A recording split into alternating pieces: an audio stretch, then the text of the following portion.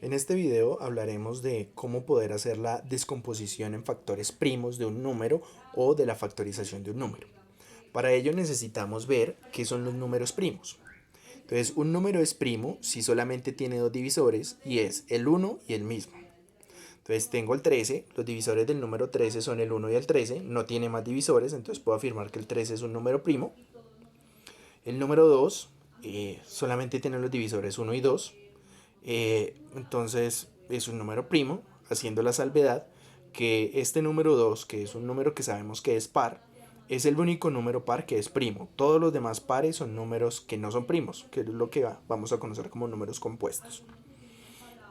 El 17 solamente va a tener dos divisores, que son el 1 y el 17, por lo tanto es un número primo. Ahora, si vemos el caso, por ejemplo, del 8, el 8 vemos que tiene los divisores 1, 2, 4 y 8. Entonces ya tiene más de dos divisores. Como tiene más de dos divisores, no es un número primo. Lo mismo sucede con el 21.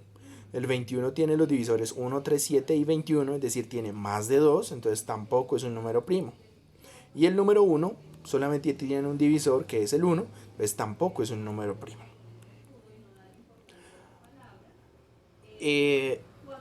Cuando se habla de números primos se utiliza mucho algo que se llama como la criba de Eratóstenes. Entonces esta me permite determinar cuáles son los números primos que hay entre el 1 y el 100. Entonces para ello se aplican los criterios de divisibilidad que vimos en el anterior video, y con ayuda de colores se van coloreando todos los números que de acuerdo a esos criterios son divisibles entre 2, entre 3 y demás, así sucesivamente. Y luego de haber hecho todo ese proceso, entonces todos aquellos números que quedan sin colorear, en este caso todos esos que están en blanco, son los que van a corresponder a los números primos menores que 100.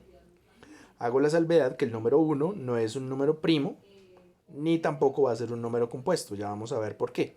Y todos los que están en amarillo serían números compuestos. Ahora vamos a hablar de qué son los números compuestos. Entonces un número es compuesto cuando tiene más de dos divisores diferentes. Entonces el 4 tiene como divisores al 1, al 2 y al 4. Eso implica que el 4 es un número compuesto. Luego tengo el 10, cuyos divisores son el 1, 2, 5 y 10.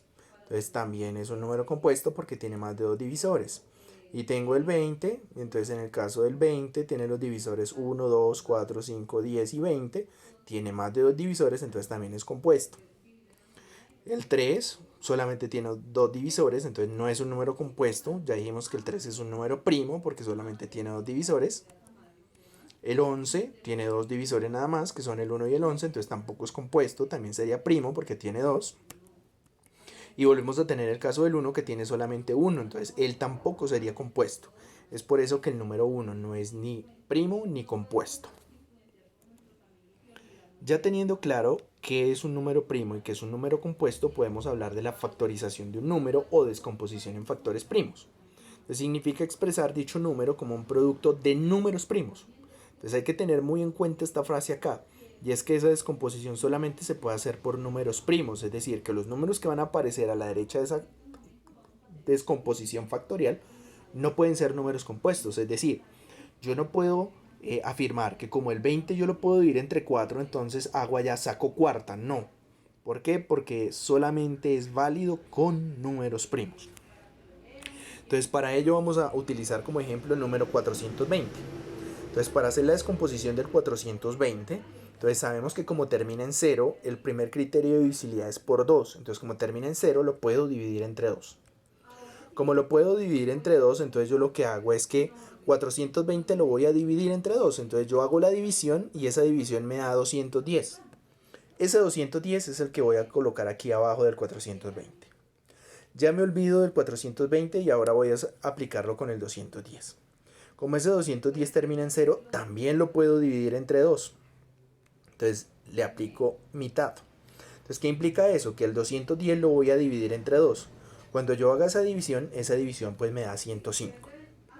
Luego, observen que este 105 ya no termina en un número par. Entonces ya no puedo decir que voy a sacar mitad o que voy a dividir por 2.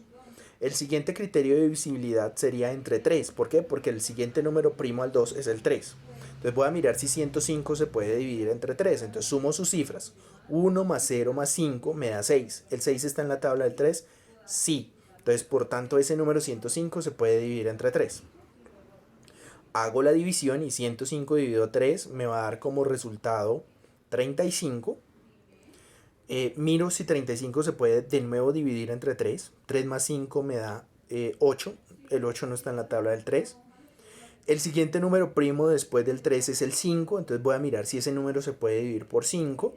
Efectivamente se puede dividir por 5 porque termina en 5. Entonces saco quinta. Entonces 35 dividido 5 me da 7. Al 7 yo no lo puedo dividir entre 5. El siguiente número primo que sigue después del 5 es el 7. A 7 sí le puedo sacar séptima. Entonces 7 dividido 7 me da 1. Cuando ya aquí a este lado obtengo que llegué al 1, entonces ya puedo afirmar que terminé mi descomposición. Entonces lo que voy a hacer es, escribo 420 es igual y voy a escribir estos números que aparecen aquí al lado derecho, todos, absolutamente todos multiplicándose. Entonces 2 por 2 por 3 por 5 por 7. Como el 2 se repite dos veces y ya nosotros vimos factorización, podríamos afirmar que la descomposición del 420 es 2 elevado a la 2, porque observen que el 2 se repitió dos veces, por 3 por 5 por 7. Esa sería la descomposición en factores primos del 420. Pero ¿cómo sé que me quedó bien? Pues multiplico. 2 a la 2 me daría 4, por 3 me daría 12, por 5 me daría 60, por 7 420. Como me dio el 420, efectivamente ese proceso está bien hecho. Entonces aquí es donde hago recalque en que, como es descomposición en factores primos, observen que todos los números que aparecen aquí son primos, no hay ningún número compuesto. Entonces aquí no puedo dividir ni por 4, ni por 8, ni por 9, ni por 10, sino solamente por números primos, eso sí, en orden, así como los tengo acá. Entonces primero uno agota hasta todo lo posible de sacar mitades. Cuando ya no puedo sacar mitades, pues hablo de tercera, cuando no quinta, cuando no séptima, cuando no onceava, cuando no treceava y así sucesivamente. Ahora vamos a hacer esto mismo con el número 100.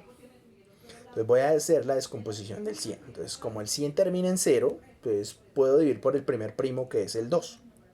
Entonces divido 100 entre 2 y 100 entre 2 me da 50.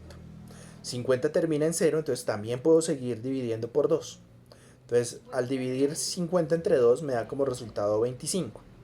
Entonces 25. Como no termina ni en 0 ni en par, entonces 25 no es divisible entre 2. El siguiente número primo que seguiría es el 3. Pero 2 más 5 me da 7. Como 7 no está en la tabla del 3, pues no es divisible entre 3. Luego el primo que sigue es el 5. Como 25 termina en 5, entonces se puede dividir entre 5. Entonces 25 dividido 5 me da como resultado 5. Y al 5 pues solamente lo puedo dividir entre 5. Y 5 dividido 5 me da como resultado 1. Entonces observen que ya llegué al 1 acá. Cuando ya llego al 1 acá, entonces voy a escribir la descomposición del 100.